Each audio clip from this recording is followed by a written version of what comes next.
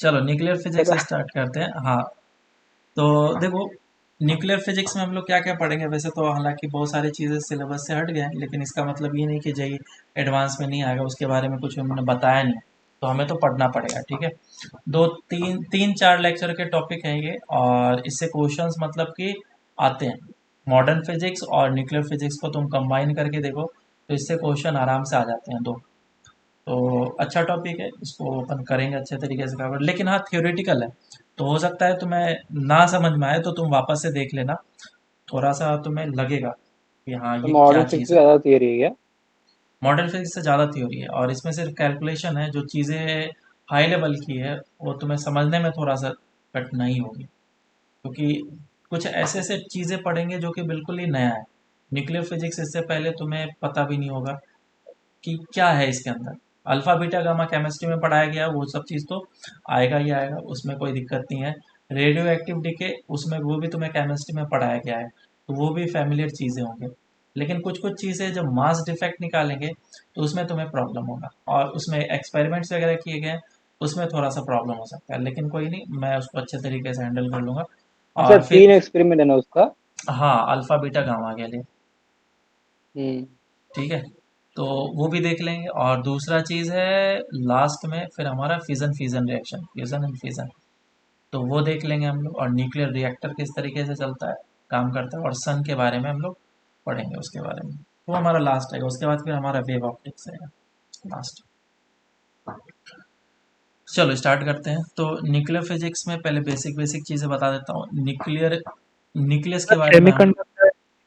Semiconductor तो बिल्कुल ही theoretical है, उसमें लास्ट में हम लोग सबसे लास्ट में देखेंगे। ठीक है, उसमें कोई कैलकुलेशन वगैरह उतना कुछ खास है नहीं, सबसे लास्ट में देखेंगे।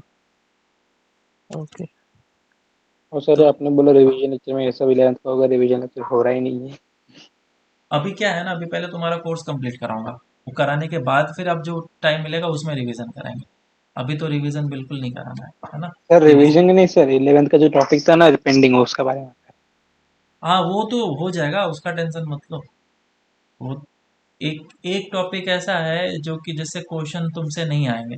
सरफेस टेंशन रेयरली आ भी सकता है, नहीं भी आ सकता है, बोलना मुश्किल है, क्योंकि जेई कुछ भी कर सकता है। तो सरफेस टेंशन ऐसा है। सर अभी बंद नहीं होगा, बंद नहीं होगा, ये अच्छा, 40 हो गया। 40 हो गया। जनरली उससे हाँ सर, क्वेश्चंस भले ही वो नहीं आते हैं। हाँ सर, वो भले ही वो चैप्टर मत पढ़ाना, आप इलेक्ट्रोस्टैटिक्स का अरे एक रिवीजन ले लेना सर। सारा कराऊंगा, तुम टेंशन क्यों ले रहे हो। अब पहले पढ़ाई कर लेते हैं, उसके बाद बात करते हैं। ठीक है, तो न्यूक्लियस के बारे में बात ओके। करते हैं। जब हम लोग न्यूक्लियस के बारे में बात करते हैं, या फिर एटम के बारे में बात करते हैं, तो एटम के बारे में बात करने पे हमें तीन चीज़ें निकल के आता है। एक प्रोटॉन आता है, एक न्यूट्रॉन आता है, और एक इलेक्ट्रॉन आता है। ठीक है, न्यूक्लियस के अंदर दो चीज़ें होते हैं। कौन कौन सा, एक प्रोटॉन होता है और एक न्यूट्रॉन होता है। प्रोटॉन, बताओ प्रोटॉन क्या चीज़ है, इसका मास एंड चार्ज।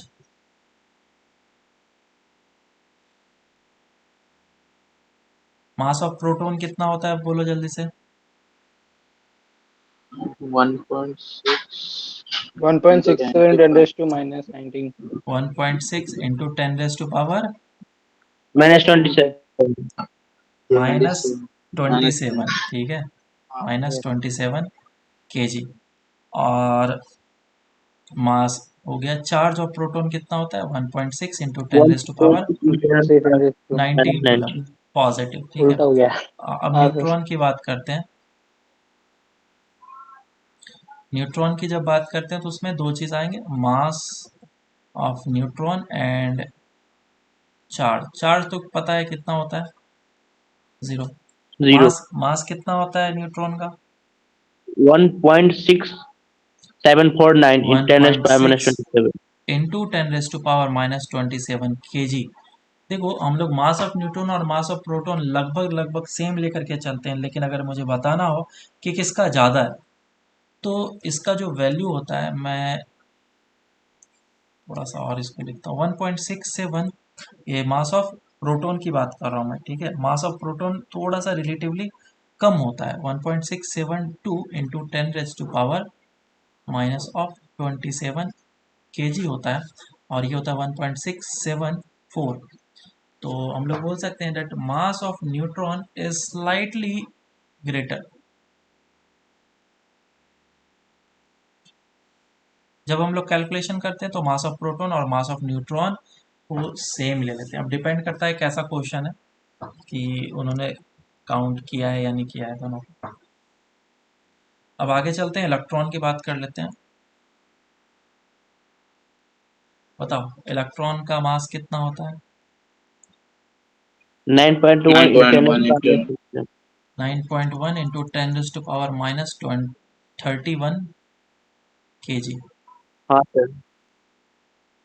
और चार्ज 1.9 इंटू 10⁻1.6 1.6 इंटू 10⁻19 कूलम। ये नेगेटिव चार्ज होता है और वो पॉजिटिव चार्ज। ये चीज़ हम लोग को जानते हैं। अब रिप्रेजेंटेशन देखते हैं, किसी भी एलिमेंट का रिप्रेजेंटेशन हम लोग किस तरीके से करेंगे। आगे जितने भी क्वेश्चन करेंगे उसमें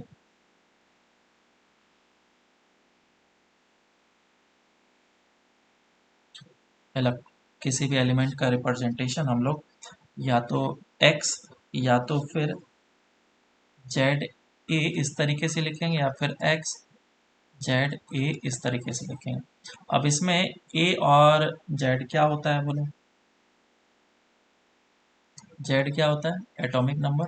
एटॉमिक नंबर। और ए क्या होता है? मास। मास नंबर, है ना? Atomic mass number.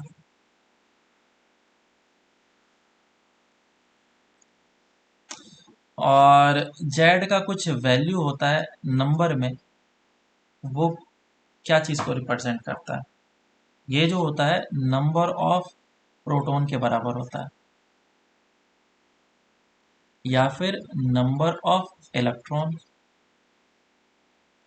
क्योंकि देखो हमारा पूरा होल एटम जो है वो न्यूट्रल होना चाहिए, तो उसके लिए नंबर ऑफ प्रोटॉन और नंबर ऑफ न्यूट्रॉन को तो बराबर ही होना पड़ेगा। अब ए की बात कर लेते हैं, तो ए किस बात को डिनोट करेगा? Proton plus neutron. प्लस हाँ, न्यूट्रॉन। इसे बोलते हैं total number of nucleons. Nucleons का मतलब या तो प्रोटॉन या तो न्यूट्रॉन, ठीक है? न्यूक्लियॉन्स का मतलब क्या हो गया? या तो प्रोटॉन या तो न्यूट्रॉन, दोनों में से कुछ भी हो सकता है। तो A is equals to number of proton plus number of neutron.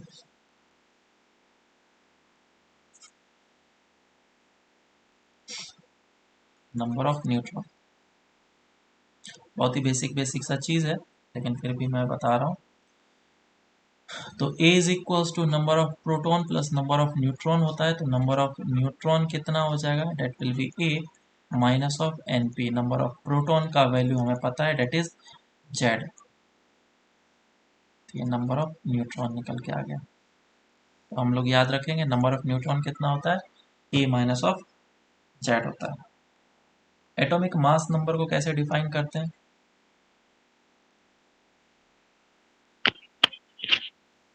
बोलो, केमिस्ट्री में ये सब बताया गया है। कैसे डिफाइन करते हैं एटॉमिक मास नंबर को?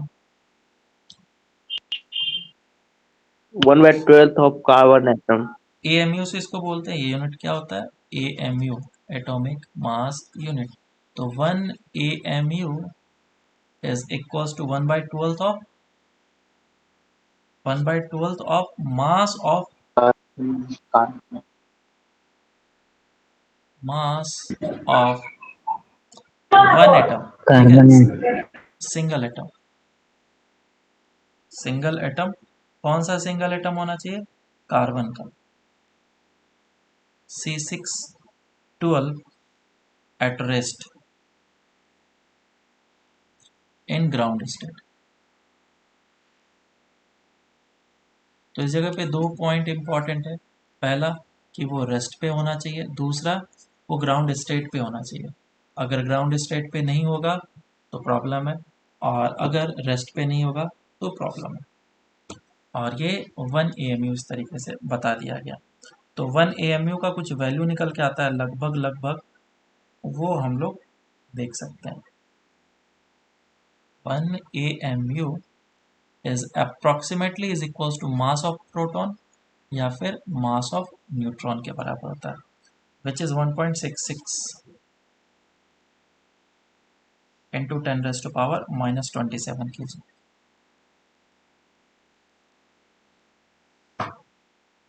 1 AMU का वैल्यू ये होता है।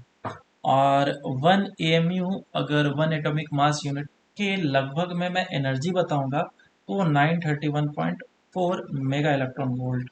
देखो अब ये चीज़ तो मैं सबसे लास्ट में बता दूंगा, अभी एनर्जी के बारे में कंफ्यूज नहीं होता है। अब इसमें क्या होते हैं, आइसोटोप्स वगैरह होते हैं, आइसोबार्स वगैरह होते हैं, है ना, ये सब नाम तो सुना ही होगा। हाँ सर। डेफिनेशंस क्या होते हैं, isotopes,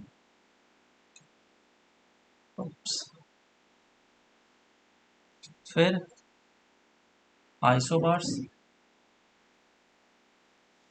and iso electron. Iso electron, isotones होता है, टोन। ठीक है। पहला चीज आया आइसोटोप्स, तो इसमें पी है, तो पी जो है हमारा क्या होता है, प्रोटॉन। तो नंबर ऑफ प्रोटॉन सेम होने चाहिए, लेकिन डिफरेंट क्या होना चाहिए, न्यूट्रॉन्स होना चाहिए। मास। नंबर ऑफ प्रोटॉन्स सेम होने चाहिए, लेकिन डिफरेंट नंबर ऑफ न्यूट्रॉन होना चाहिए। इसमें अगर मैं बात करूं तो ये हो जाएगा आइसोटोन्स, ये वो एन है ना, तो इसमें हो जाएगा नंबर ऑफ न्यूट्रॉन्स सेम। ये बात समझ में आ रही है ना, एक में क्या करा, नंबर ऑफ प्रोटॉन को सेम करा, दूसरे में क्या करा, नंबर ऑफ न्यूट्रॉन को सेम करा, लेकिन different different number of protons होना चाहिए। इस जगह पे क्या है, ए है, आइसोबार्स, तो ए सेम होना चाहिए, दोनों एलिमेंट का ए सेम होना चाहिए। ए क्या होता है, atomic mass number, atomic mass number same होना चाहिए, लेकिन डिफरेंट जेड होना चाहिए। तो आसानी से मैंने तुम्हें बता दिया ये चीज़ को, पी से प्रोटॉन, ए से एटॉमिक नंबर, एन से न्यूट्रॉन, बाकी दूसरा चीज़ तो तुम खुद ही समझ में आ जाएगा क्या चीज़ डिफरेंट होना चाहिए। तो कुछ खास डेफिनेशन है नहीं, आगे चलते हैं। बोलो समझ में आ रहा है ना। हाँ डेंसिटी, सर। हाँ सर। अब डेंसिटी निकालते हैं हम लोग, एटम का नहीं, न्यूक्लियस का डेंसिटी हम लोग निकालना चाहते हैं, ठीक है। अच्छा, रेडियस क्या होता है, अगर मैं रेडियस की बात करूं न्यूक्लियस का, तो न्यूक्लियस का जो रेडियस है वो 10⁻⁻15 के ऑर्डर में होता है। रेडियस ऑफ न्यूक्लियस वो कुछ इस तरीके से डिफाइन होता है, R is equals to R0 A⁻⁻⁴, 1/3। जिसमें R0 का वैल्यू कितना होता है, 1.1 इंटू 10⁻⁻⁻15 -15।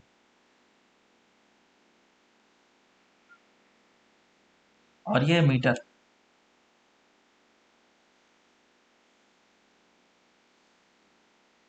बराबर है। तो -15 को क्या बोलते हैं, फर्मी। पिको में कितना आता है, 10⁻⁻12। 12। और ए क्या है हमारा, एटॉमिक मास नंबर।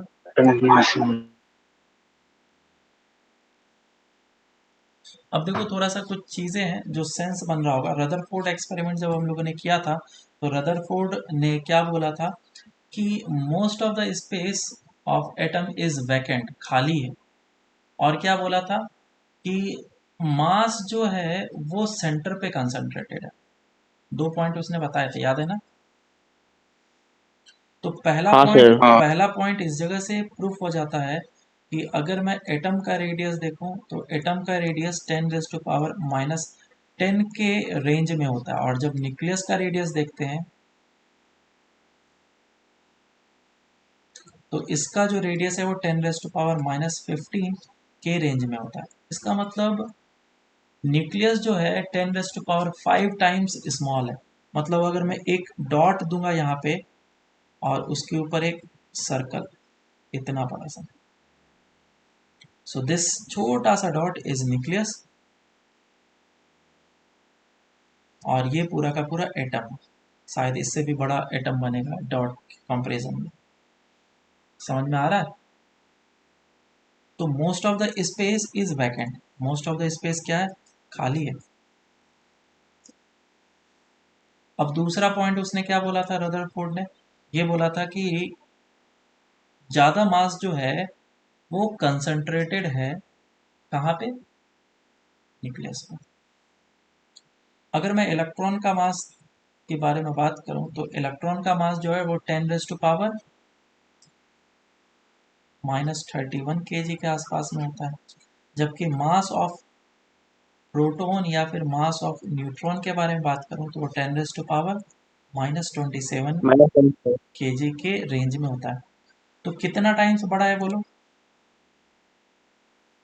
10⁻4 टाइम्स आया ना, या फिर हाँ सर। 10⁻3 भी मान लो। तो 10⁻3 मतलब कि 1000 टाइम्स ज्यादा मास है। और न्यूक्लियस पे जो है वो दो चीज होगा, एक प्रोटॉन भी होगा और एक न्यूट्रॉन भी होगा, और जबकि इसके चारों ओर जो रिवॉल्व करेगा वो सिर्फ सिर्फ इलेक्ट्रॉन रिवॉल्व करेगा, जिसका मास बहुत ही ज्यादा कम है। तो तुम सोच सकते हो कि 1000 टाइम्स मास जो है वो कंसंट्रेटेड है न्यूक्लियस पे। मतलब कि पूरा एटम का मास जो है वो न्यूक्लियस में कंसंट्रेटेड है, और कुछ कुछ मास जो है वो एटम में डिस्ट्रीब्यूटेड है। तो दोनों जो उन्होंने वो जो एक्सपेरिमेंट से उन्होंने रिजल्ट दिए थे वो बिल्कुल इस जगह से एक्सप्लेन हो पा रहा है। तो ऐसा करते हैं, एक बार न्यूक्लियस की डेंसिटी निकालते हैं। डेंसिटी ऑफ न्यूक्लियस निकालो।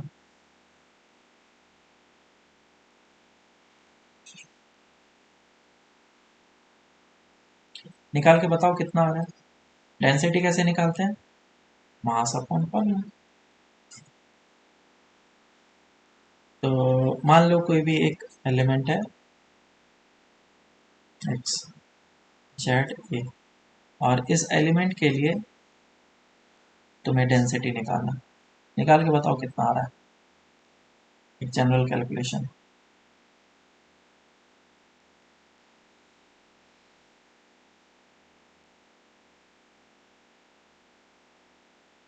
करें, देखो मास निकालने, 10⁻⁻76। हाँ देखो मास निकालते हैं पहले हम लोग।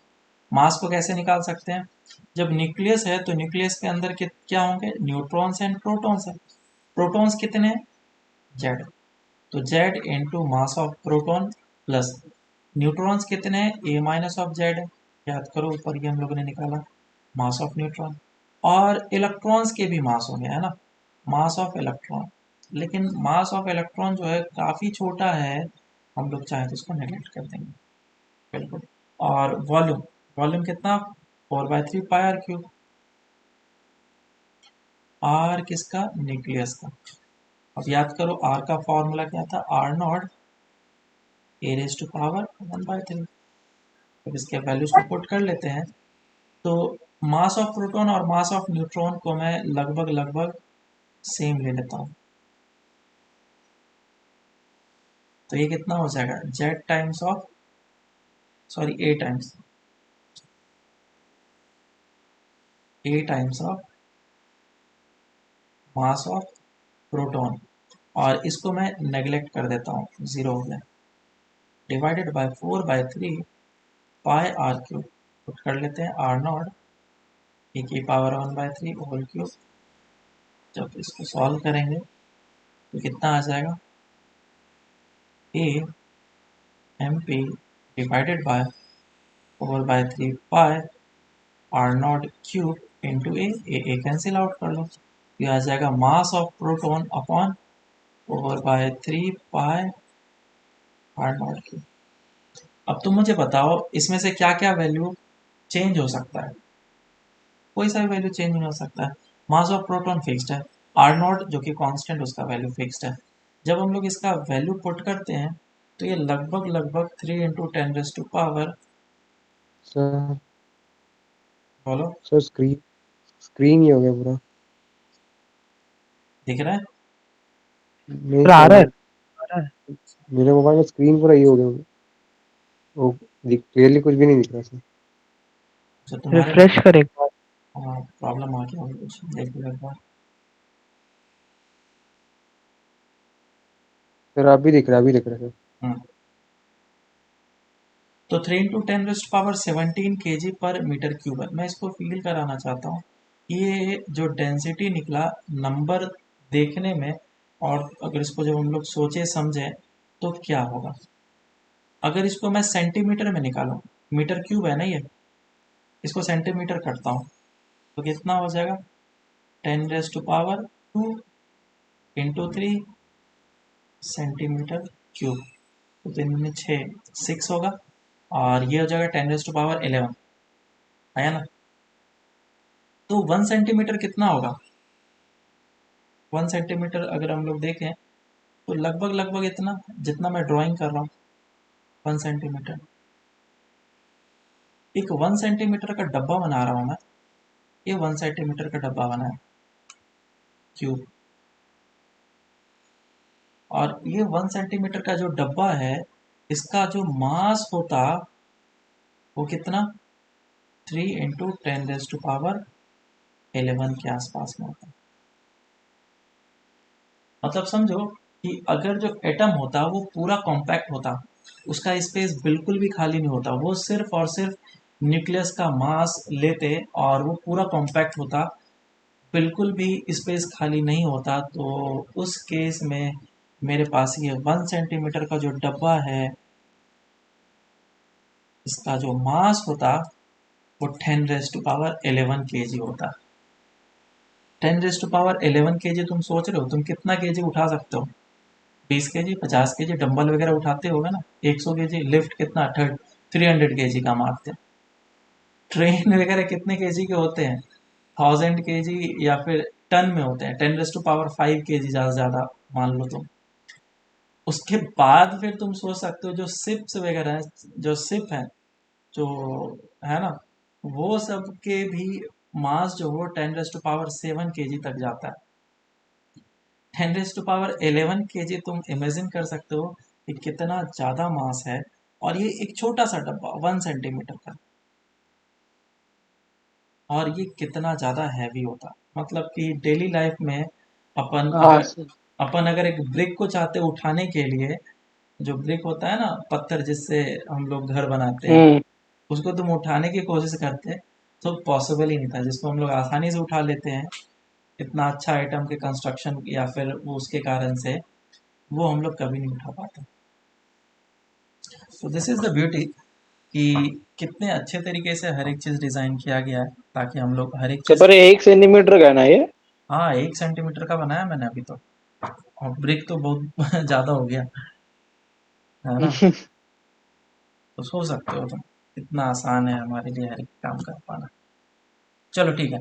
दूसरा चीज़ मैं इसमें ये पॉइंट आउट कराना चाहूँगा कि यहाँ पे मास ऑफ इलेक्ट्रॉन को हम लोग नेग्लेक्ट कर सकते हैं मास ऑफ प्रोटॉन या फिर न्यूट्रॉन के कंपैरिजन में। किसी किसी कैलकुलेशन में मास ऑफ न्यूट्रॉन को नेग्लेक्ट किया जाएगा, किसी किसी में नहीं किया जाएगा। कैसे हमें पता चलेगा, अभी हम लोग देखेंगे तो समझ में आ जाएगा। और मास ऑफ प्रोटॉन और मास ऑफ न्यूट्रॉन के मासेस को हम लोग लगभग लगभग सेम एज्यूम करेंगे, इस जगह से हमें ये पता चलता है। अब आगे चलते हैं हम लोग, मास डिफेक्ट हम लोग स्टार्ट करते हैं। मास डिफेक्ट, तो मास डिफेक्ट क्या चीज़ है, इसको तुम यूं समझो कि जब हम लोगों ने न्यूक्लियस का फॉर्मेशन किया, बराबर, तो मैं न्यूक्लियस का मास को मेज़र करना चाहता था। अब न्यूक्लियस के मास को मेज़र करने का दो तरीका है। क्या तरीका है, मान लो कि तुम्हारे पास एक एटम है जिसका एटॉमिक नंबर और मास नंबर ये गिवन है। तो नंबर ऑफ प्रोटॉन्स कितने हो जाएंगे, number of protons will be Z. Number of neutrons कितने हो जाएंगे, that will be A minus of Z. समझ में आ रहा है, बेसिक चीज बताया मैंने। अब इसके मास को तुम कैलकुलेट करना चाहते हो, किसके मास को कैलकुलेट करना चाहते हो, we want to calculate the mass of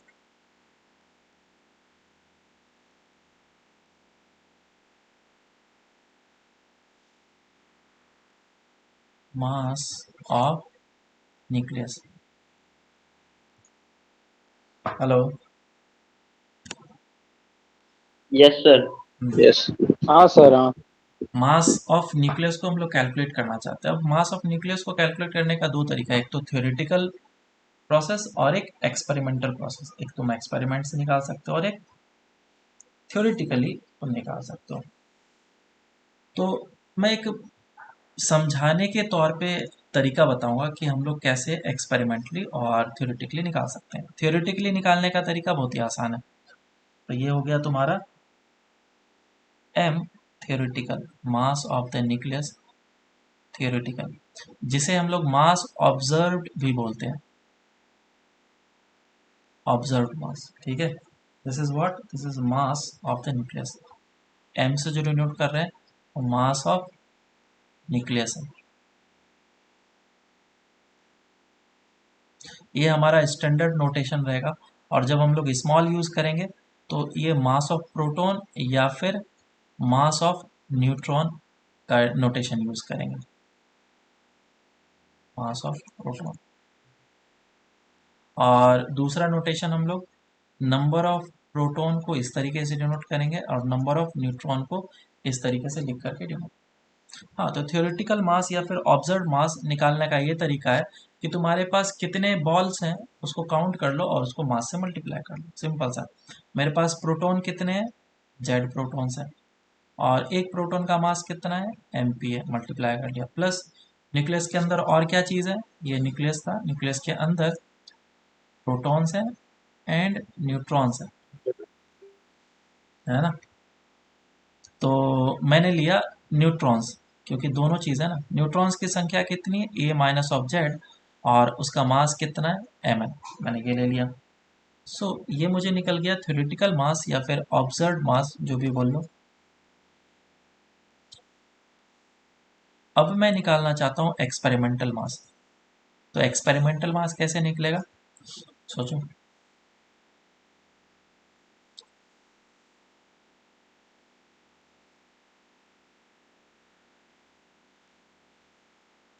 देखो, एक्सपेरिमेंटल मास निकालने का ये तरीका है कि तुम पूरा का पूरा एक एटम ले लो। ठीक है, एटम के अंदर क्या होता है, न्यूक्लियस भी होता है और इलेक्ट्रॉन्स भी रिवॉल्व कर रहे होते हैं, आया ना। तो इसमें कितने इलेक्ट्रॉन्स होंगे, नंबर ऑफ इलेक्ट्रॉन्स बताओ, जेड। तो मैंने क्या किया, एक वेइंग मशीन लिया और वेइंग मशीन के ऊपर मैंने इस पूरे के पूरे एटम को रख दिया। ये समझाने का तरीका है, ठीक है, क्योंकि स्टूडेंट को समझ में ही नहीं आता। तो वेइंग मशीन के ऊपर मैंने इसको रख दिया, तो मास ऑफ एटम निकल के आ जाएगा मुझे। अरे आया ना, तो मास ऑफ एटम आ गया ये बराबर। लेकिन मुझे क्या चाहिए, मास ऑफ न्यूक्लियस चाहिए, सिर्फ जो कोर है इसका मास चाहिए। तो मैं ऐसा कर लेता हूँ कि जो नंबर ऑफ इलेक्ट्रॉन्स हैं उसको माइनस कर लो। मेरी बात समझ में आई या नहीं। तो मास ऑफ एटम अगर ये वेइंग मशीन ने इतना दिया, तो उसमें से मैं मास ऑफ इलेक्ट्रॉन को माइनस कर लेता हूँ, तो मुझे क्या मिल जाएगा, मास ऑफ न्यूक्लियस। और ये हमारा निकला एक्सपेरिमेंटल डेटा। अरे बोलो, समझ में आया क्या। हाँ सर, यस। ठीक है, तो होना क्या चाहिए था, आइडियली होना ये चाहिए था, चाहे तुम एम ऑब्जर्व को कैलकुलेट मतलब थ्योरेटिकली कैलकुलेट करो मास, चाहे तुम एक्सपेरिमेंटली कैलकुलेट करो मास, मास तो सेम आना चाहिए था। लेकिन ऐसा नहीं हुआ, ये दोनों जो मास है आर नॉट इक्वल। क्यों, उसका भी रीज़न समझेंगे। अभी के लिए बस समझते हैं कि ये दोनों मास इक्वल नहीं है। So the mass of nucleus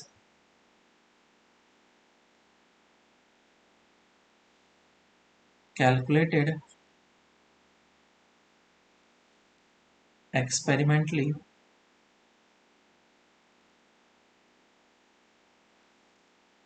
is not equals to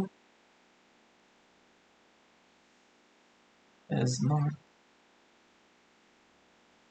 equals to observed mass।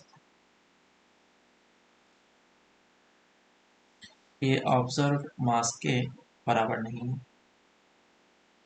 और इवन टू बी प्रिसाइज्ड, अगर मास को कंपेयर किया है तो कोई एक मास ज़्यादा होगा एक्सपेरिमेंटली या फिर ऑब्जर्व वाला। तो देखा गया कि ये जो मास है एक्सपेरिमेंट से जो मैंने कैलकुलेट करा है ये मास कम है, और जो ऑब्जर्व मास है वो हमारा ज़्यादा आ रहा है, slightly greater than the observe mass. तो ये मास का जो डिफरेंस है वो कहाँ गया और किस चीज़ में यूज़ हुआ, क्या है ये बेसिकली। तो इन दोनों के डिफरेंस के मासेस के डिफरेंस को मास डिफेक्ट बोलते हैं। पहला चीज़ तो ये हो गया क्लियर। यहाँ मास डिफेक्ट किसको बोलते हैं? तो मास defect is the difference in masses of nucleus, observe वाला एंड एक्सपेरिमेंटल वाला। सो दिस इज मास डिफेक्ट, जिसको हम लोग डेल्टा एम से डिनोट करेंगे। मास डिफेक्ट को डेल्टा एम से डिनोट करेंगे, मास ऑब्जर्व माइनस मास एक्सपेरिमेंट। मेरी बात समझ में आएगा? तो इस तरीके से अगर मैं मास डिफेक्ट कैलकुलेट करूं तो मास डिफेक्ट होगा कितना, अभी जिस तरीके से मैंने काम किया तो ऐसा बोल सकता हूँ, this mass defect is equals to z times of mass of proton. बस वैल्यूज को पुट कर रहा हूँ मैं, a minus of z into mass of neutron and minus of mass of atom minus z times of mass of electron. बस values को put करा। So this is mass defect. ये मास डिफेक्ट किसी भी एलिमेंट का निकाला जा सकता है, और ये मास डिफेक्ट निकालने से हम लोग फिर आगे का कैलकुलेशन कर पाते हैं, that is binding energy. Next is binding energy. Sir बोलो। सर जो हम लोग एक्सपेरिमेंटल करते हैं उसमें हम लोग मास ऑफ इलेक्ट्रॉन को ऐसे मतलब नेग्लेक्शन जैसे ही है ना, तो हम लोग एक्सपेरिमेंटल वैल्यू में कैसे हम लोग उसको इंक्लूड कर रहे हैं? नेग्लेक्ट कर रहे हैं इसका मतलब ये नहीं कि उसको लेंगे नहीं। नेग्लेक्ट क्या मतलब, किसी के वैल्यू के रेस्पेक्ट में करते हैं, लेकिन जब हम लोग पेपर पे लिख रहे हैं, थ्योरेटिकली चीज़ें लिख रहे हैं, तो वहाँ पे तो लिख ही सकते हैं ना। जब हम लोग कैलकुलेशन करते हैं तो नेग्लेक्ट क्यों करते हैं? अपने कैलकुलेशन के लिए, सुविधा के लिए। अगर बिल्कुल टू प्रिसाइज्ड कैलकुलेशन करना है तो नेग्लेक्ट तो बिल्कुल नहीं करना चाहिए। नेग्लेक्ट कब करेंगे? जब हम लोग अपना क्वेश्चन करेंगे, जब हम लोग सॉल्व करेंगे उस समय। ठीक है। Binding energy. अब बाइंडिंग एनर्जी के बारे में समझते हैं। तो यहाँ पे जो मास डिफेक्ट मिला मुझे, मतलब कि एक्चुअल में मास होना चाहिए 5 kg, तो मुझे न्यूक्लियस का मास कितना मिल रहा है? 4.9 kg। मास मैंने बहुत ज़्यादा बता दिया, मास बहुत कम होता है, मैं बस एक समझाने के लिए बोल रहा हूँ। तो जो 0.1 kg का जो मास है ये क्या कहलाया? मास डिफेक्ट कहलाया। और ये जो मास डिफेक्ट हुआ, ये मास डिफेक्ट क्यों हुआ और गया कहाँ? तो आइंस्टाइन का इक्वेशन आया था E is equals to M C square, जिसके लिए नोबेल प्राइज मिला था उन्हें। E is equals to M C square. तो E is equals to M C square जो फेमस इक्वेशन है, ये यहाँ पे आकर के यूज होता है, और इसमें m जो होता है वो मास डिफेक्ट होता है। This m is mass defect and c is the speed of light. ये तो हमें पता है। And E is the energy. और आइंस्टीन का अगर तुम स्पीच सुनोगे तो उन्होंने क्लियरली उसमें बोला है कि ये जो एनर्जी है और जो मास है ये कन्वर्टेबल है। मास को तुम एनर्जी में कन्वर्ट कर सकते हो, जो कि यहाँ से अच्छे तरीके से दिख रहा है। तो energy is equals to delta M C square, generally हम लोग लिखेंगे delta M is mass defect, C is speed of light, और अगर मैं वैल्यू 1 AMU पुट कर लूँ तो उसके करस्पॉन्डिंग कितना एनर्जी लिबरेट होगा उसको चेक कर लेते हैं। So if delta M is equals to 1 AMU, 1 AMU होता कितना 1.66 इंटू 10⁻⁻19 kg, अरे 27 है ना,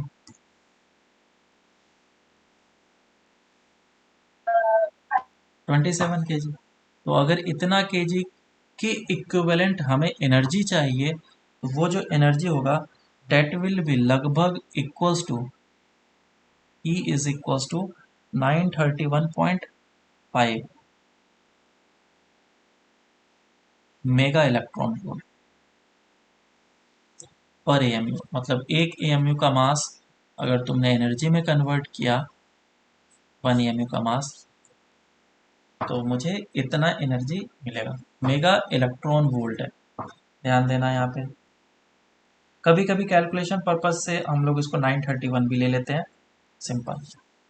तो बाइंडिंग एनर्जी अब हम लोग कितना लिख सकते हैं, that binding energy is equals to delta M C square, और डेल्टा एम सी स्क्वायर का कैलकुलेशन हम लोगों ने कर लिया है। डेल्टा एम कितना ले लिया 1 AMU, सी स्क्वायर का वैल्यू पुट कर लिया, तो 1 AMU के लिए इतना एनर्जी लिबरेट हुआ, तो डेल्टा एम के लिए कितना एनर्जी लिबरेट होगा, बस सिंपल मल्टीप्लीकेशन। बोलो समझ में आया? yes, sir. अब इसको थोड़ा सा डेप्थ में समझ लेते हैं, उसके बाद फिर एंड करेंगे। तो ये बाइंडिंग एनर्जी है क्या चीज़? बेसिकली जब हम लोग एटम का फॉर्मेशन कर रहे थे, तो अभी यहाँ पे कुछ भी नहीं है, तो हम लोग क्या किए, एक प्रोटॉन को इन्फिनिटी से लेकर के आया और दूसरा प्रोटॉन को फिर से इन्फिनिटी पे लेकर के आया यहाँ पे, और न्यूट्रॉन भी था उसको भी इन्फिनिटी से यहाँ लेकर के आया, न्यूट्रॉन इन्फिनिटी से लेकर के आया। ऐसे ऐसे ढेर सारे पार्टिकल्स मैं पास में लेकर के आया और इसको एक न्यूक्लियस फॉर्म कराया। तो मेरे कारण से कुछ वर्क हुआ है, और वो जो एनर्जी जितना रिक्वायर्ड हुआ वो एनर्जी हमारा बाइंडिंग एनर्जी कहलाता है। या फिर हमारा न्यूक्लियस फॉर्म किया हुआ है जिसमें कि 2 प्रोटॉन है और 2 न्यूट्रॉन है, तो इन दोनों प्रोटॉन को इन्फिनिटी पे भेज दो और दोनों न्यूट्रॉन को भी इन्फिनिटी पे भेज दो, तो जितना एनर्जी रिक्वायर्ड होगा इन पूरे न्यूट्रॉन और प्रोटॉन को तोड़ने के लिए वो एनर्जी कहलाएगा बाइंडिंग एनर्जी। और इस जगह पे क्या था हमारा, एनर्जी लिबरेट होगा, एनर्जी क्या होगा, लिबरेट होगा, जनरेट होगा। तो जितना एनर्जी लिबरेट हुआ वो एनर्जी कहलाएगा हमारा बाइंडिंग एनर्जी फॉर्मेशन के टाइम पे। और जब तुम इसको सेपरेट करोगे, इन्फिनिटी पे लेकर के जाओगे इसके कंस्टिट्यूएंट्स पार्टिकल्स को, तो जितना एनर्जी रिक्वायर्ड होगा तोड़ने के लिए, that energy will be called as the binding energy. ठीक है, तो मैं इधर डिफाइन कर देता हूँ थोड़ा सा। It is the minimum energy required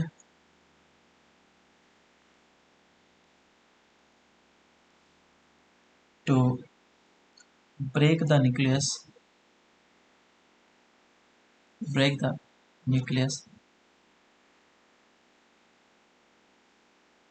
into its constituent particles।